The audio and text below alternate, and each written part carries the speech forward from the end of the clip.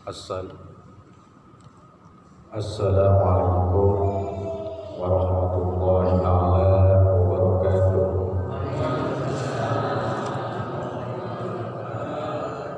Alhamdulillahi rabbil alamin wal aqibatu lil muttaqin wa la udwana illa 'alal zalimin. Asyhadu an la ilaha illallah wahdahu la syarika lah wa asyhadu anna sayyidana wa nabiyyana Muhammadan abduhu wa rasuluhu alladzi la nabiyya ba'da. Allahumma salli wa sallim wa barik ala sayyidina Muhammadin wa ala alihi wa ashabihi ajma'in. Ayyuhalladzina ittaqullaha haqqa tuqatih wa la tamutunna illa wa antum muslimun. Faqad qala Allah ta'ala fi kitabihil karim wa huwa asdaqul qailin. A'udzu billahi minasy syaithanir rajim. Bismillahirrahmanirrahim. Innal ladzina amanu wa 'amilus shalihati kanat lahum jannatul firdausi nuzula khalidina fiha la yabghuna anha hiwala. Al-ayatul ma'na wallahu a'lam bimuradim. Amma ba'd. Hadirin masyarakat muslimin jamaah Majelis Ta'lim Al-Hidayah yang saya hormati dan mudah-mudahan dimuliakan oleh Allah Subhanahu wa taala.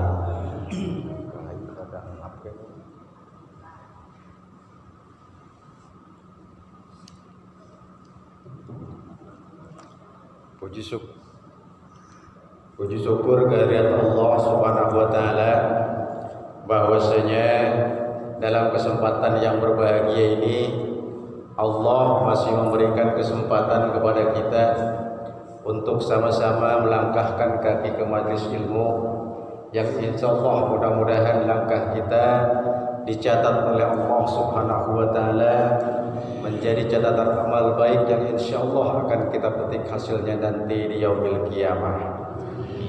Sholawat dan salam semoga tercurah kepada junjungan kita baginda yang mulia Rasulullah Muhammad sallallahu alaihi wasallam, para keluarga, para sahabat dan para pengikutnya, termasuk kita yang hadir di tempat yang berbahagia ini. Amin amin ya Allah ya rabbal alamin. Bapak-bapak, ibu-ibu hadirin sekalian yang saya hormati dan mudah-mudahan dimuliakan oleh Allah Subhanahu wa taala. Sudah sunatullah. Apa ya sunatullah? Sudah merupakan kehendak Allah. Sudah merupakan takdir Allah. Sudah merupakan ketentuan Allah Subhanahu wa taala. Ini semua karena Maha Rahman dan Maha Rahimnya Allah Subhanahu wa taala. Bahwasanya setiap amaliyah kita, setiap perbuatan kita, waktu kita hidup di dunia, maka Allah akan membalasnya sebagaimana yang kita lakukan waktu kita hidup di dunia. Kita berbuat baik, Allah akan membalas. Kita berbuat amal soleh, Allah pun akan membalasnya. Kapan balasan itu akan Allah berikan kepada kita? Dicukupkannya balasan dari perbuatan dan amaliyah kita. Allah sudah sampaikan dalam firman-Nya, nanti akan dicukupkan, akan disempurnakan balasan dari Allah. Baik yang beramal baik, dia akan dibalas sesempurnanya nanti di akhirat. Begitupun dengan orang yang berbuat maksiat, maka Allah pun akan membalasnya secara sempurna nanti di yaumil qiyamah. Yakin boten? Yakin? Insyaallah yakin ya Kang Budi. Insyaallah yakin. Hal ini sudah Allah jelaskan di dalam firman-Nya Quran surat Ali Imran ayat yang ke-185. di mana Allah katakan kullu nafsin dha'iqatul wa innama tuwaffawna ujurakum yaumal qiyamah. Jelas itu ayatnya. Masya Allah. Kullu nafsin dha'iqatul maut. Setiap individu kita, setiap masing-masing kita, kata Allah dalam firman-Nya Quran surat Ali Imran ayat 185 tadi, dha'iqatul maut, akan pasti menemui ajalnya, yakni kematian. Wa innama tuwaffawna ujurakum yaumal qiyamah, dan Allah akan menyempurnakan balasan amaliyah kita waktu di dunia itu nanti di yaumil qiyamah. Jelas itu maknanya. Sudah sama-sama kita pahami, amal baik, amal jelek pasti dibalas oleh Allah Subhanahu wa ta'ala. Amal jelek dibalasnya dengan apa kan Kang Budin? Ya, amal jelek Allah sudah sediakan nerakanya Allah Subhanahu wa ta'ala. Itu adalah golongan sijil, golongan sebelah kiri. Maka kalau dia meninggal, dia sudah mati, Allah akan siksa di dalam neraka. Tetapi bagi orang-orang yang mengerjakan amal soleh, perbuatan baik, maka Allah akan menempatnya pada golongan eliyin, yakni dengan balasan surganya Allah Subhanahu wa ta'ala. Lanjut. Ngantuk amat kayaknya. Terlebih dahulu, mudah-mudahan gak ngantuk. Nah, kita sudah paham, seluruh amal yang kita lakukan pasti akan dibalas. Saya mau tanya nih, kalau kita mati, kita ingin masuk kemana, Bu? Ke surga. Beneran? Beneran? Ngejawab surganya lemes amat ya. Kayak gak percaya diri mau dapetin surganya juga. Masya Allah. Surga ada berapa macam? 8. Ada surga? Ada surga? Ada surga?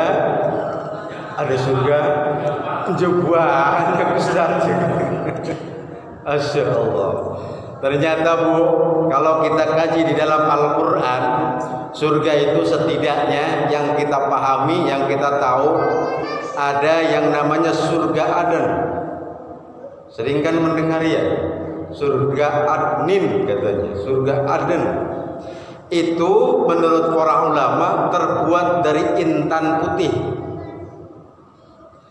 Orang yang akan menghuni surga Adnan adalah orang yang sabar, orang yang senantiasa bertaubat kepada Allah, orang yang beriman kepada Allah, orang yang beramal soleh. Lalu kemudian orang-orang yang betul-betul bertakwa kepada Allah Subhanahu wa ta'ala. Ini sumbernya ada di dalam Al-Quran, Quran surat Ar-Ra'd ayat 22, Quran surat Maryam ayat 60 sampai dengan 61, dalam Quran surat Shad ayat 49 sampai dengan ayat yang ke-50. Ada surga dan untuk siapa? Orang yang sabar. Atau ya. Lalu kemudian surga itu ada lagi yang namanya surga Naim. Ini diperuntukkan bagi orang-orang yang beramal soleh. Ini Allah jelaskan dalam Quran surat Luqman ayat yang ke-8. Terbuatnya surga Naim ini terbuat dari perak putih. Kayak bangunan lebah, kemudian ya indahnya lebih. Lalu ada lagi surga Ma'wa. Jannatu ma'wa, surga ma'wa. Ini diperuntukkan bagi orang-orang yang senantiasa menerapkan diri takut kepada Allah Subhanahu wa taala. Penjelasannya ada dalam Quran surat An-Naji'at ayat yang ke-40 sampai dengan 41. Ada lagi satu surga yang paling tinggi derajatnya, yang namanya surga Firdaus. Ada yang namanya Firdaus? Enggak ada.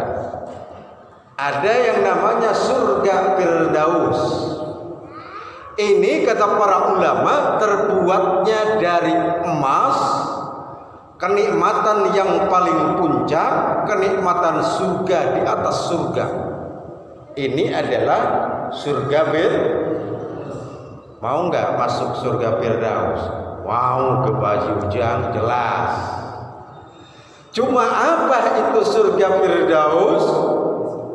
Bagaimana kenikmatannya? Siapa yang akan Allah masukkan ke dalam surga Firdaus? Ini persoalan yang harus kita pahami dan kita ketahui. Ulama mengatakan yang namanya surga Firdaus itu adalah surga yang paling tinggi yang Allah siapkan untuk manusia. Ini coba kita baca Quran surat Al-Kahfi. Ada yang hafal surat Al-Kahfi? Alhamdulillah. Ada yang hafal Quran surat Al-Kahfi ayat 107. Allah katakan, innal ladzina amanu wa 'amilus shalihati kanat lahum jannatul firdausi nuzula. Allah katakan dalam Quran surat Al-Kahfi ayat yang ke-107. Lalu dilanjutkan dalam Quran surat Al-Kahfi ayat 108-nya, khalidina fiha la yabghuna anha hiwala. Yang artinya Allah katakan, sesungguhnya orang-orang yang beriman dan beramal soleh, bagi mereka adalah surga Firdaus menjadi tempat tinggalnya. Khalidina fiha, mereka akan menetap dalam surga Firdaus, la yabghuna anha hiwala.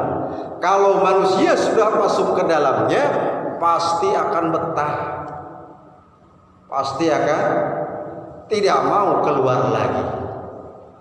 Persoalannya bagi kita, diperuntukkan bagi siapa surga Firdaus? Mudah-mudahan kita berharap masuk ke dalam surga Firdaus, tetapi tentu ada amaliyah, ada perbuatan, ada amal soleh yang harus kita lakukan. Allah tadi sudah katakan, innal ladzina amanu, sesungguhnya orang-orang yang beriman, wa 'amilus sholihat, dan orang-orang yang beramal soleh. Diperuntukannya bagi orang yang beriman dan beramal soleh. Pak Haji Ujang, apakah cukup dengan beriman bisa dimasukkan oleh Allah ke dalam surga Firdaus? Ini persoalannya. Mari kita lihat dalam Quran surat Al-Mu'minun ayat yang ke-1 sampai dengan ayat yang ke-11. Di situ adalah amaliyah, di situ perbuatan yang bisa memasukkan kita ke dalam surga Firdausnya Allah Subhanahu. Allah katakan dalam firman-Nya, qad aflahal mu'minun, sungguh berbahagia orang-orang yang beriman. Kenapa mereka? Ulaika humul warithun alladzina yarisunal firdausa hum fiha khalidun.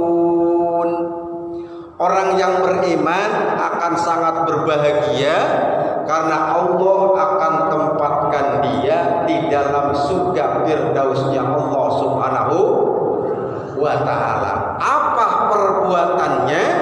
Siapa yang akan dimasukkan oleh Allah ke dalam surga Firdaus? Yang pertama, Quran surat Al-Mu'minun ayat yang keduanya mengatakan, yang pertama, alladzina hum fi sholatihim apa? Alladzina hum fi sholatihim, awas hati-hati jangan sahun katanya. Enak nanti berarti orang yang lupa sholatnya akan dimasukkan ke dalam surga Firdaus. Na'udzubillah. Tapi alladzina hum fi sholatihim khashi'un. Jadi yang pertama, jatah dari Allah, manusia yang akan diberikan surga Firdausnya oleh Allah Subhanahu wa taala adalah orang yang beriman kepada Allah, tingkahnya, perbuatannya, dia sholat dan sholatnya khusyuk. Khusyuk belum kita sholat? Halo, Masya Allah. Ini kadang-kadang, Ustaz, apa sih sholat khusyuk itu? Khusyuk itu menghadirkan hati. Itu adalah sholat khusyuk. Orang yang akan dimasukkan oleh Allah ke dalam surga Firdausnya Allah Subhanahu wa taala, yang pertama adalah alladzina hum fi sholatihim khashi'un, yakni mereka-mereka yang khusyuk ketika melaksanakan ibadah sholatnya. Coba kita Pak RT lagi sholat, usolli fardal maghribi salasa raka'atin mustaqbilal qiblati adaan lillahi ta'ala, Allahu akbar. Akbarnya masih ingat itu Kang Budin, Allah, iya kan? Barang deh iftitah, Allahu akbar kabira walhamdulillahi katsira subhanallah ibu kota Indonesia. Ngaco, tuh kan? Kadang-kadang kita mah pertama tak ingat, langsung blank ke sana, hilang lagi. Waduh, sholat mah kita mah sholat ternyata. Ya kamu ya, kita mah Masya Allah. Padahal Allah sudah gariskan, siapa orang yang melaksanakan ibadah sholatnya secara khusyuk dijanjikan oleh Allah dengan surga Firdausnya Allah Subhanahu wa taala. Karena alladzina hum fi sholatihim khashi'un. Yang namanya khusyuk itu, kata para ulama, dikatakan pengertiannya ajul, yakni tunduk. Tunduk terhadap apa? Aturan Allah. Lalu kemudian al-inkhifad, bermakna kita itu rendah dan perlahan. Lalu kemudian as-sukun, apa itu? Tenang, tidak bergerak. Makanya hati-hati itu kalau lagi sholat, bismillahirrahmanirrahim, alhamdulillah, berusaha mah itu tidak kita lakukan.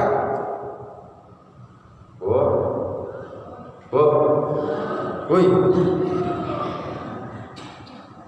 ya, ada kan yang biasa gitu ya, Allahu akbar, bismillahirrahmanirrahim. Nah, itu tuh bisa taghayyur, bisa berubah. Hati-hati, karena menurut para ulama dikatakan harus sukun, kita tegak. Yang namanya khusyuk itu adalah kita tunduk, kita patuh, kita sukun, tenang ketika melaksanakan ibadah sholat. Maka menurut Imam Al-Ghazali, bagaimana agar sholat kita khusyuk? Setidaknya ada 6 hal yang perlu kita lakukan. Ini dalam kitab Al-Ihya Ulumuddin. Memang khusyuk kita mah lain dengan khusyuknya para anbiya, dengan Rasul apalagi, dengan sahabat juga beda, dengan para ulama juga beda. Kita mah dengan kiai berbeda. Khusyuk kita mau sholatnya sesuai dengan kemampuan kita. Yang penting gitu tuh maksudnya. Maka menurut Imam Al-Ghazali, kalau sholat kita ingin mendapatkan kehusuan, yang pertama harus diterapkan dalam diri kita hudurul qalbu. Apa tuh artinya? Menghadirkan hati. Maksudnya apa? Jangan fisiknya sholat, pikirannya di pasar. Itulah maksudnya. Jangan kita di sini sholat, tapi pikirannya ning umah lagi mangan. Jangan kita wujudnya fisiknya sholat, tapi lagi di motas motor. Itu husu, uturul qalbu, hadirkan hati ketika takbiratul ihram. Allahu Akbar. Lepaskan semuanya, yang kita ingat hanya Allah Subhanahu wa ta'ala.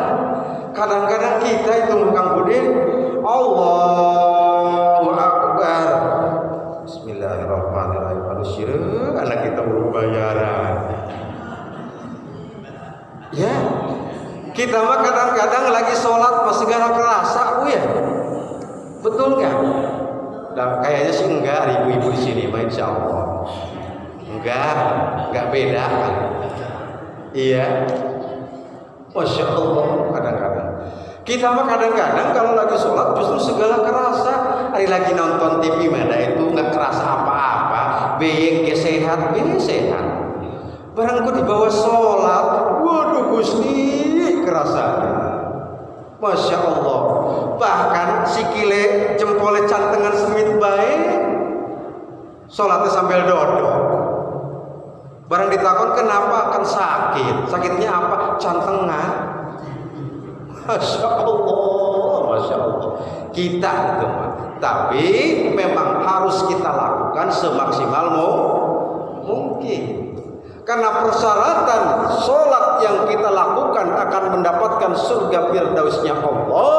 Menurut Quran surat Al-Mu'minun, yang pertama alladzina hum fi sholatihim khashi'un, yakni mereka yang sholatnya dalam keadaan khusyuk.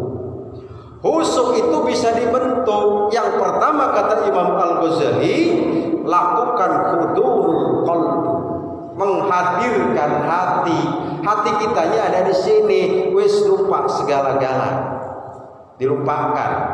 Jangan sampai kita ingat-ingat di bawah ketika sholat. Ini dikatakan. Makanya saya sering sampaikan, barangkali kalau ibu lagi di al-hikmah, kalau mau sholat biar agak khusyukan. Ya kita mah rada husuk lah gitu ya. Kalau husuk secara full mah susah. Persiapkan dari awal. Pak Ujang gimana ya biar saya husuk, tetapi ketika mau sholat pengen nguyuh ge tahan bae. Sing endi sholatnya ayo husuk. Anak kompor lagi nyala dimatiin dulu. Kadang-kadang kita makan lain, mau sholat juga. Aduh iki us arep sholat kena sekalian lah bapaknya arep teke. Wis sambil masak air baik, kitanya habis wudu, ambil panci diisi sama air. Udah beres, baik kitanya mau sholat kan, udah taruh beritu di kompor, kitanya baru berangkat sholat jalan, masak air, jalan bareng sami Allah liman hamidah. Mau hangus, astagfirullah siru, kompor kita hilang. Bagaimana akan khusyuk kalau itu kita lakukan? Makanya persiapkan dari awal untuk hudurul qalb, menghadirkan hatinya itu agar mendekati kekhusyukan kepada Allah Subhanahu wa ta'ala. Lalu yang kedua, kata Imam Al-Ghazali, untuk mendekati biar kita sholat khusyuk itu yakni tafahum. Apa itu tafahum? Yakni hayati bacaan kita, hayati gerakan kita. Oh.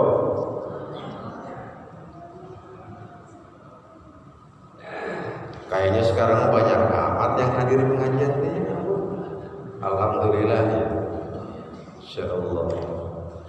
Apa tadi yang kedua? Yang akan mendekati kehusuan itu setelah tadi kita hudurul qalbu, yang kedua tafahum, yakni pahami. Apa yang harus dipahami Ustaz? Hayati bacaan kita, gerakan kita. Kalau sholatnya misalnya Allahu Akbar, nggak ada penghayatannya. Beda kalau kita Allahu Akbar, kan dari dalam. Makanya kita menghayati bacaannya. Kenapa Allah katakan warattilil Qur'ana tartila, baca Quran secara tartil. Al-ajallatu minasyaiton, tergesa-gesa itu berasal dari setan. At-tani minallah, kalau kita tenang itu datangnya dari Allah. Maka ketika kita sholat, jikalau ingin mendekati kehusuan kepada Allah, tafahum, hayati bacaan kita, hayati gerakan kita. Siapa sing bebeya kira adalah ada tuh sholatnya rukunnya sing rada suwe coba, insya Allah terapi, insya Allah. Allahu Akbar, Allahu Akbar kabira, walhamdulillah, yang tartil dibacanya. Kalau kita memandang di sini tafahum, yakni memahami, menghayati itu. Ibu-ibu hadirin sekalian yang saya hormati dan mudah-mudahan dimuliakan oleh Allah Subhanahu wa taala. Nah, yang ketiganya kata Imam Al-Ghazali, agar sholat kita mendekati rasa khusyuk itu adalah takzim. Takzim kepada Allah Subhanahu wa taala. Pak, kenapa baju koko warnanya putih, Kang Budi? Polos biasanya baju koko. Yo, tebak-tebakan sering boleh. Ayo, kenapa coba? Ini dalam rangka takdim kepada Allah. Ketika kita melaksanakan sholat, maka disunnahkan dalam rangka takdim kepada Allah. Ketika kita sholat itu berusaha memakai pakaian yang paling bersih, berusaha memakai pakaian yang warnanya full. Full apa Ustaz? Full color, full warna? Bukan. Full warna itu maksudnya kalau hijau, hijau sekaligus. Jangan ini mah di sininya merah, di sininya kuning, di bawahnya hijau, di bawahnya hitam, ke bawahnya. Ayo terus kabeh warna manjing. Wes kono ing burine wonten merek. Mereknya apa coba? Jackmania. Atau emang gua pikirin itu ya sholat Jumat, imamnya ghairil maghdubi alaihim waladdallin. Barang begini ngelihat tulisan, emang gua pikirin. Orang amin dia aja jadi emang gua pikirin. Nah di situ makanya takdim mengagungkan Allah, berusaha mempersiapkan diri. Kalau sholat kita sunnah Rasulullah memakai pakaian yang satu warna. Kalau putih pun, kalau gelap pun. Jangan warna-warni. Ini dalam rangka litakdim kepada Allah Subhanahu wa taala.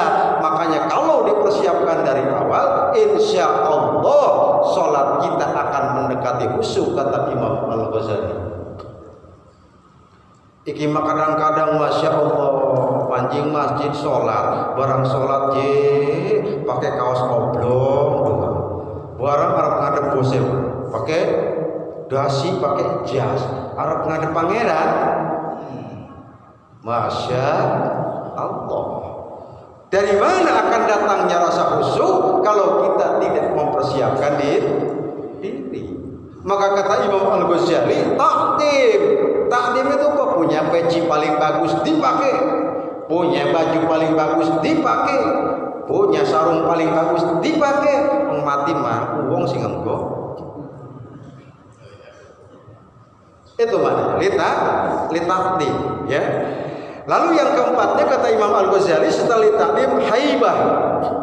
Haibah itu adalah perasaan takut dan kagum atas kebesaran Allah Subhanahu wa taala. Kita harus takut kepada Allah. Allahu Akbar, khawatir sholat kita tidak sempurna, maka kita akan menyempurnakan sholat yang kita laksanakan. laksanakan. Lalu yang kelimanya ar-raja, yakni berharap ampunan Allah Subhanahu wa taala. Salat yang kita lakukan itu adalah bentuk taubat kita kepada Allah Subhanahu wa taala. Rasulullah pernah ditanya oleh para sahabat, "Ya Rasulullah, kalau salat tahajud ini fadilahnya. Fadilah salat tahajud itu apa?" Ayyakuna maqamam mahmudah, maka akan ditingkatkan derajatnya orang yang senantiasa melaksanakan salat tahajud. Orang yang suka sholat hajat maka keinginannya akan dikabulkan. Orang yang sholat duha maka insya Allah rezekinya akan terus mengalir. Maka sahabat bertanya, "Ya Rasulullah, kalau keutamaan sholat fardu apa?" Kata Rasulullah, sholat fardu itu adalah bentuk taubat kita kepada Allah. Seumpama di depan rumah kita ada air yang sangat bersih mengalir sederas-derasnya, lalu kemudian kita setiap 5 kali dalam satu hari mandi di situ, bagaimana badan kita? Pasti bersih. Itulah sholat fardu, yakni merontokkan dosa-dosa kita di hadapan Allah Subhanahu wa ta'ala. Makanya ketika kita sholat, jaga betul ikhtiarnya. Masih wenten deh. Lalu yang keenamnya, kata Imam Al-Ghazali, dalam rangka fi sholatihim khashi'un tadi itu adalah al-haya, malu kita kepada Allah. Malu bagaimana? Khawatir kita izin. Wong sholat 5 waktu baik Allah kasih, kadang-kadang waktu nih wis mepet-mepet. Kadang-kadang padahal Allah memberikan kenikmatan kepada kita tidak sebanding, betul. Masya Allah. Ini kita harusnya malu kepada Allah. Kalau sudah menerapkan 6 sikap ini, kata Imam Al-Ghazali, maka insya Allah mudah-mudahan kita masuk dalam kategori alladzina hum fi sholatihim khashi'un, yakni orang-orang yang melaksanakan sholat secara khusyuk di hadapan Allah Subhanahu wa ta'ala. Amin ya Allah ya Rabbal. Lalu yang kedua, orang yang akan mewarisi surga firdausnya Allah setelah orang yang khusyuk di dalam sholatnya itu, Allah katakan qad aflahal mu'minun alladzina hum fi sholatihim khashi'un walladzina hum anil lagwi mu'ridun. Sikap yang kedua, amaliyah yang kedua, perbuatan yang kedua yang akan dibalas oleh Allah dengan surga firdausnya Allah Subhanahu wa ta'ala, walladzina hum anil lagwi mu'ridun. Apa itu? Yakni mereka